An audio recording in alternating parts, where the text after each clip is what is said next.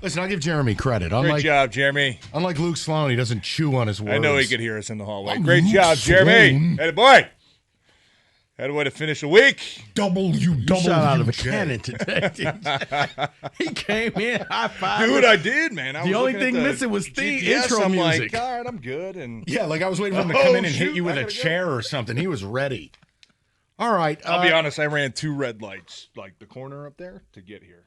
I respect that. When I left, it said 18 minutes, and then 18 minutes in, it said 8 minutes left, and it's like, no, I just don't have that much slow time. down. Yeah, I don't have that much time. I'm still get there. All right. TJ yelling at free plug. Zot Chrysler Dodge Jeep Ram. I'm here to help you. Yeah. We have asked a question. Obviously, I can't wait to hear your question, Mike. No, this is a serious one. Of the 3 You always say that, and then it's like, what's the worst nut shot you ever took? Ever bleeped yourself on the field? No, this is a serious football question. Of the 3 local football teams, Rico, you know I'm right. He is right. We try to mix it up. Of the 3 local teams, which one has the most to prove? Between Michigan, Michigan State, and the Lions. The most to prove. And it's a little bit of a trick question because the Lions are already good. They're established. Yeah. They could lose to the Ravens, and I don't think differently of them. If they win, I think it re-enters them in the conversation of Packers. He wants me to say Eagles. Michigan, if they win, could be 10-1 going to OSU. If they lose, probably not making playoff. Michigan State, it's just about can you get out of bed without a diaper? Yeah, I still think it's the Lions because Okay. I still need to see if this team that just crushed the Bears, who look like they're already folding 2 weeks in, They're horrible. which is concerning if you're Ben Johnson. Not our fault. I would still say the Lions because you're going against another Super Bowl contending team, and you did that week 1 and you fell flat on your face. You get a chance to do it here in week 3. It's going to be on the road. It's going to be a tough game, but I need to see what they look like, right? And last week was Fun. definitely, fun, but you took advantage of a team that I didn't think Chicago was going to be that bad. I don't think any of us did. I told you after Monday night I was nervous.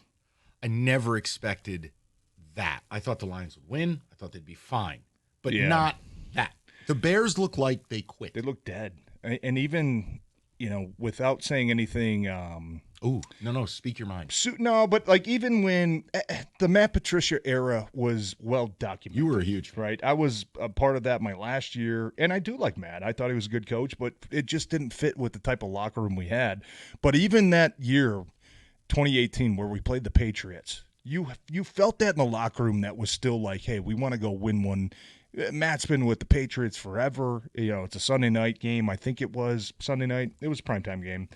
But you still felt like, hey, we want to do it for the coach. When you watch the Bears come in They look last like they week, hate their life. and they knew that Ben Johnson was coming back to Detroit, a team that, didn't win a championship. I'm not going to say that, but had history with. And to give that effort and just look completely dead, that to me was concerning. I don't think that was a Ben Johnson issue. I think that had more to say about the players that they have, which is a huge concern. When they're openly mocking It was you. like, and the players for the Bears, like there was nothing about them that looked like we want to come back to Ford Field and do it for the coach, and that whole do it for the skipper and do it for the it's kind of overrated. But you do feel that as a player, like maybe extra motivation, like this is our coach, man. Like, hey, he had history here. We know he wants to win bad. Like we have to want it as much as he does. And to watch the Bears kind of lay out, and Ben said that throughout the week, like, hey, we don't practice the right way. And even he said, I think yesterday I read an article that said they played harder than us. That, to me, is a concern, especially when you're going back to face your former team. Like, when I came to Detroit and I went to go play the Packers, it wasn't about me, but, like, the guys could tell that whole week, like, I want to beat these guys so freaking bad. TJ, Like, don't do it for me, but, like, match my intensity, right? When the defense openly mocks you and runs an offensive play that was bad, as a man. celebration. I wish I would have seen that. At that point, you know what? Don't care. Yeah. Gonna get 15 yards. Yeah, I wish You know what? You guys are gonna take up a collection for my fine. I'm going after somebody. I saw the celebration, but it didn't hit me till I think the next day, Monday, where it's like, oh, that was the play. clearly mocking their coach. Yes. even after the game I watched, and Mike, I know I'm going long on your question, but to me it's still the Lions because you were back home last week. You were against an opponent that clearly you're a superior team than them.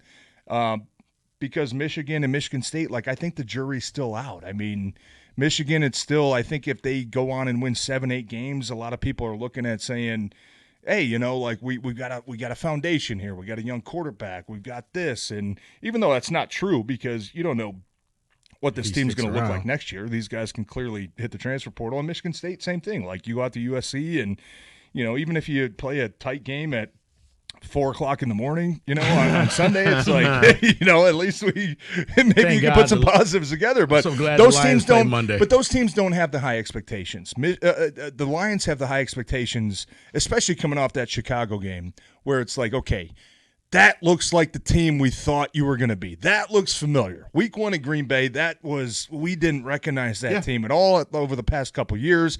This is a team that grinds. They're gritty. They were 8-0 on the road last year. Right, that didn't transfer over to week 1. Then you go to week 2, and it's like, okay, that's kind of a reminder that, yes, they are still one of the top, I'd say, 5 or 6 teams in this league that have a legit chance to be Super Bowl contenders. I need to see it from them more than I need to see it from Michigan State now, because the expectations are so much higher. If I give you credit for something, will you be honest?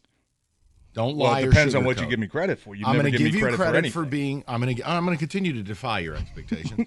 I want to give you credit for something you said last week because it was spot on, and you deserve credit. When you talked about, look, I watched the film. The offensive line is close, and it looked a lot better. Again, it also helps they integrated more of the first down play action. But here's my question: how much was the O-line from like the Lions in Atlanta? It was the same offensive line. Awful week 1. Hey, that's on us. We're close. Get it right week 2. Yeah, how much was them? How much is it that the Bears are complete trash? I'm asking you. Be honest with me. And it's okay if you say it was all about the Lions. It's not the Bears. I thought the Bears front was trash, but at least from an assignment standpoint, from my dumbass, it looked like everybody was doing what they were supposed to do. Better timing, better comms. Yeah, I see that. I give more credit towards the Lions O-line because I don't think the Bears have a bottom, 10 defensive line in the league. Deo Adangbo, I mean, they signed a big contract to Grady Jarrett, huge free agent addition in the offseason. Montez Sweat, still a guy that they gave a huge contract to. I know we're going back a couple years. Did he play? Exactly, but that's they still have players. The Lions' offensive line, to me.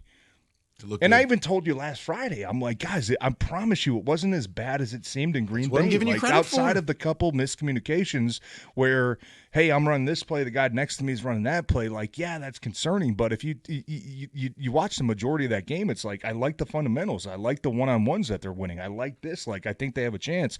That all came together against the Bears. And certainly being at home helps because you – get out of the huddle faster. You don't have the crowd noise. You don't have guys, all of a sudden, Graham Glasgow's the veteran center and, he's got a nose tackle to his right and then he puts his head between his legs and then he looks up and he's got a nose tackle to his left. And then you're relying on Mahogany and Ratledge to communicate that to you.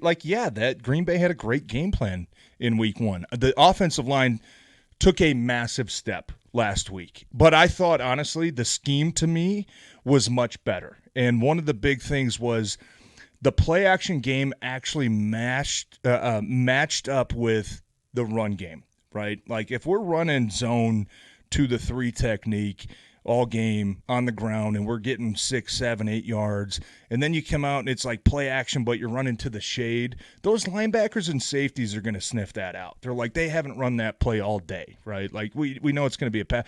The play action and the run game matched, which made it so dangerous. And I thought that they made necessary adjustments. And one quick one, too, Mike, is week 1 against Green Bay, they kept trying to run outside zone to the 3 technique, right? So your guards now have to cut off a nose tackle, right, which is difficult when you have, young guards, right? You have a rookie guard, you have a second-year guard, Mahogany, that haven't had a lot of playing time. Yeah, you can get beat to I'm the looking spot at real that easy. saying, man, I'd rather run outside zone towards the shade because I trust Panay Sewell and Taylor Decker to cut off a 3 technique better than I trust my guards to cut off a shade.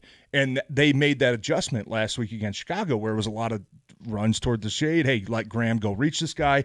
Let Panay reach the 3. Let Taylor Decker get behind the 3 technique. Whichever direction you ran, and they had a ton of success doing it. But yes, I mean, I know I went long with that answer, but the offensive line, and even Jared Goff said it this week, was probably the best protection he's ever had in the game. I mean, he literally the only time I think he got hit was on Jamo's first play out of the second half where he hit that big 4-yard crosser, and Sam Laporta was one-on-one backside with Montez Sweat. Wasn't perfect, but he was like scratching and clawing and just did whatever he had to do to stay in front of him and give him time.